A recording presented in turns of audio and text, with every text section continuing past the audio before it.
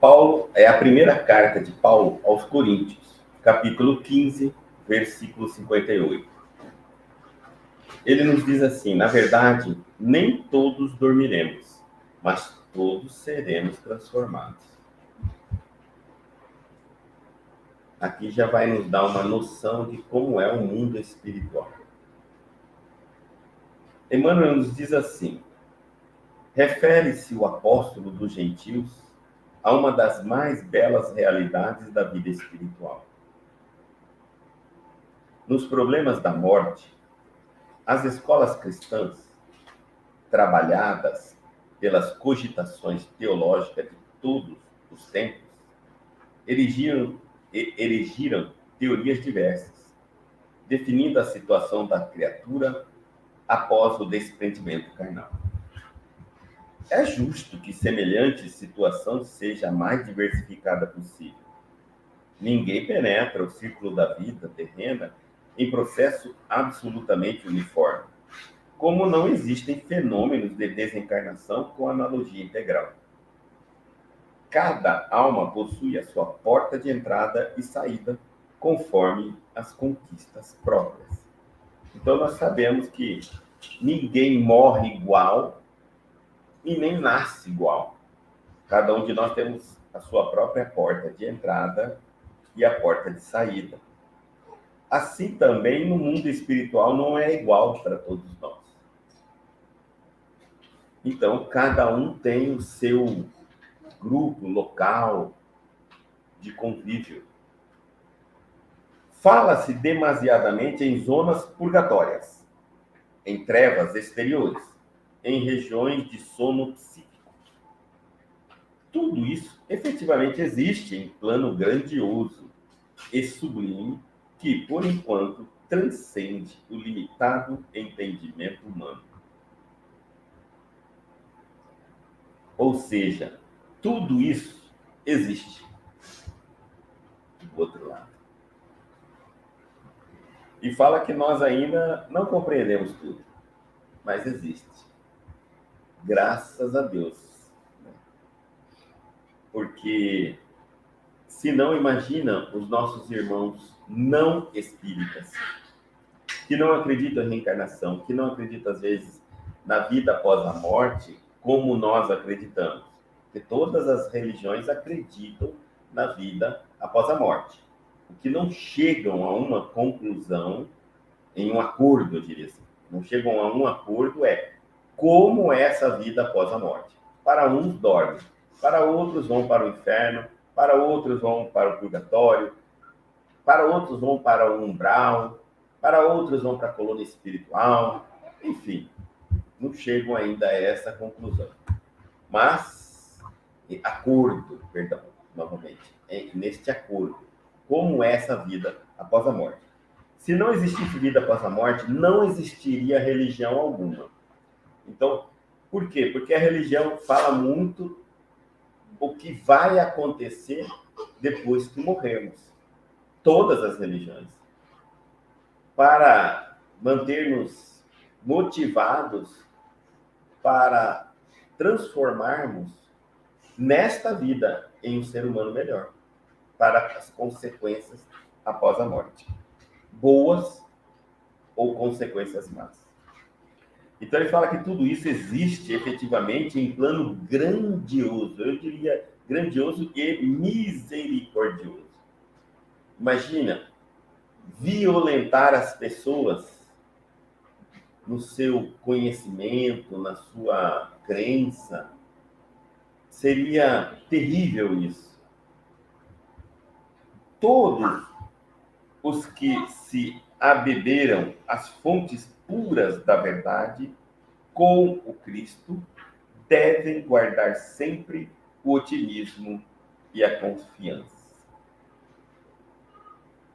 Então, todos aqueles que foram até o Evangelho, todos aqueles que fizeram todo o esforço para compreender de forma pura os ensinamentos de Jesus, devem ficar tranquilos quanto ao futuro deles depois desta vida, ou depois da sua morte. E Paulo diz assim: nem todos dormiremos, diz Paulo Isso significa que nem todas as criaturas caminharão às tontas nas regiões mentais e da semi-inconsciência. Essa região semi-inconsciência é a região onde a pessoa não tem consciência da realidade. Ela está fora da realidade. Ela, na verdade, está dentro. Ela está num período em que ela está tão preocupada, tão apegada às suas necessidades, suas preocupações, aos seus conflitos, às suas tendências, que ela não se relaciona com a sua realidade. Ela relaciona com os seus próprios pensamentos. Então, mas nem todos vão caminhar. Ele está falando, caminharão as tontas nas regiões mentais da semi-consciência. Nem todas serão arrebatadas a esferas purgatoriais.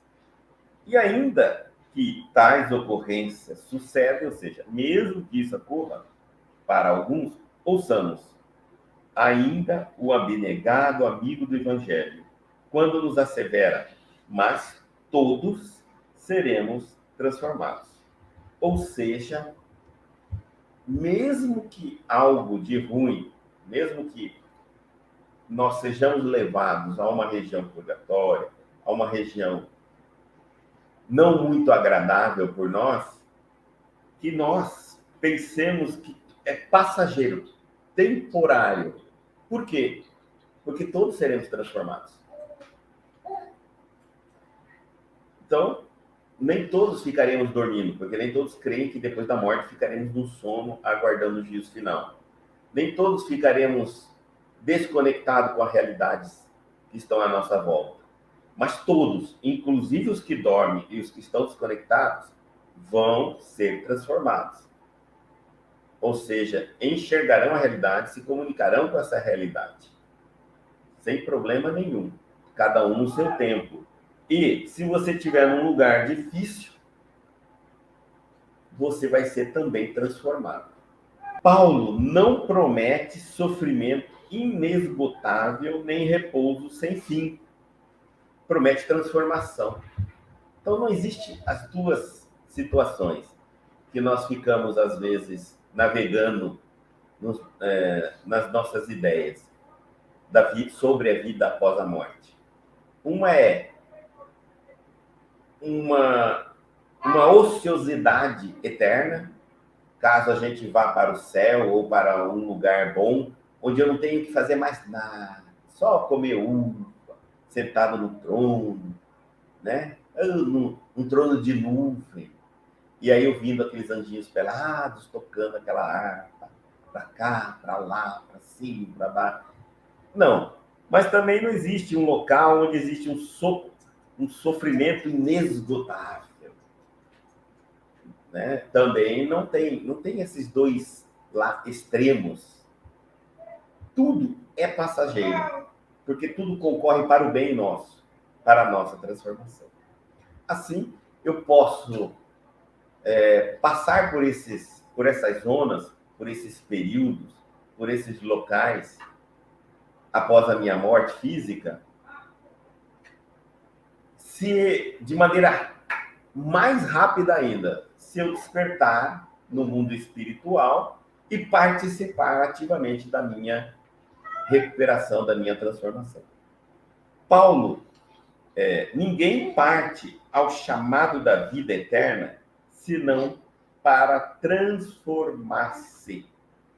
A vida, tanto a morte quanto o renascimento na Terra, na vida física, ele é uma oportunidade de testes, de provas, de expiações, consequências das nossas atitudes.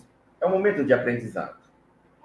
Mas não vamos esquecer que quando a gente volta para a nossa pátria espiritual, também é um momento de aprendizado. Porque é um momento onde nós refletimos sobre a nossa vida, que não refletimos enquanto estamos em intensas provas, intensas expiações, os conflitos, a rotina, aprisionados por um sistema, por uma ilusão de mundo material. Então, os dois lados de vida, a vida material e a vida espiritual, está nos convidando à transformação. Enquanto eu estou na vida espiritual, eu tenho necessidades diferenciadas da vida material e eu tenho maneiras de enxergar a vida diferente de quando estou encarnado. Quando estou encarnado, eu tenho necessidades diferentes da vida espiritual, porque eu tenho mais necessidades materiais, e tenho uma maneira diferente de enxergar a vida. Os dois completam. Um completa o outro. Se eu parar para analisar, completa. Quando eu estou na Terra, eu tenho que passar por um mundo material, mas com todo o foco, toda a intenção, toda a visão de um futuro melhor espiritual, não me apegando às situações materiais. E isso não é fácil.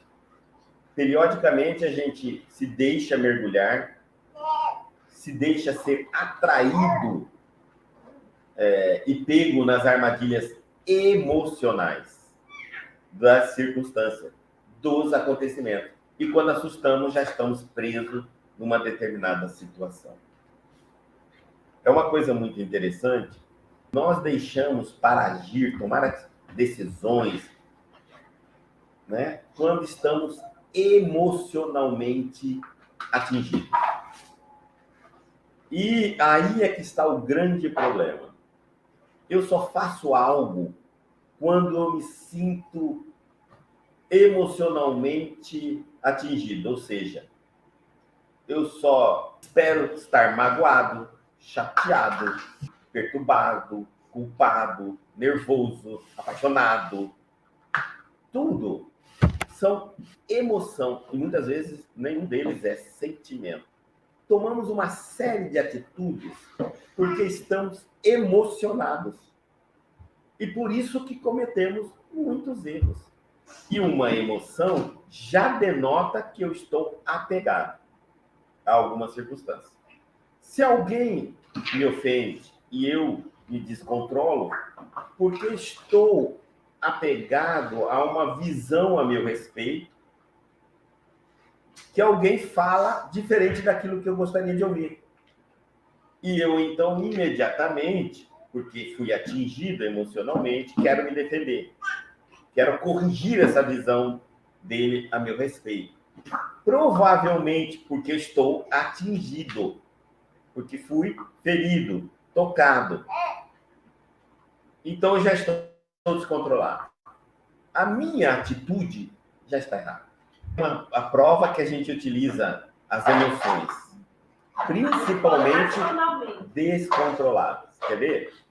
Eu estou suportando uma situação, não brigo com ninguém, aceito um monte de coisa, até que aquilo me irrite, aquilo ultrapassa um limite que eu estabeleci, e então, em nome dessa irritabilidade, desse descontrole, eu já vou agir e vou falar coisas que não devo. Ou seja, por que antes eu aceitava? Porque eu estava com um sentimento, uma ideia de manter um sentimento de paz, de tranquilidade, de harmonia. A partir do momento que ultrapassou isso, ou seja, eu não fui capaz de aguentar essa proposta, de manter esses sentimentos nobres em mim, eu percebi que brotaram o sentimento de irritabilidade. Então, mais uma vez, em nome da irritação, do nervoso, eu tomei uma atitude. E, geralmente, porque nós nos movimentamos, escolhemos, fazemos escolhas, nos dirigimos através das emoções descontroladas. Para que eu busque mais equilíbrio, eu tenho que compreender que tudo que eu pensar, que todo o estímulo que levou eu pensar, sentir e agir, se for descontrolado, de irritabilidade, de desarmonia, eu não devo deixar me guiar por ele. Tenho que aguardar o equilíbrio, a calma, a tranquilidade. E quando isso acontece, normalmente aquilo que nos fez descontrolar, nos fez agir, já não tem sentido mais. Passa também o motivo. Como se eu não precisasse gastar energia mais com aquela situação. Então, vamos dizer assim, como nós nos permitimos, deixamos ser guiados pelas emoções descontroladas, estamos sempre gastando energia de maneira errada, na direção errada. E por isso cometemos erros em cima de erros. Eu cometo um erro ao falar com uma pessoa que eu estava tentando ficar em paz. E eu cometo um erro de descontrolar. Falei algo que eu não devia. Agora eu quero corrigir isso.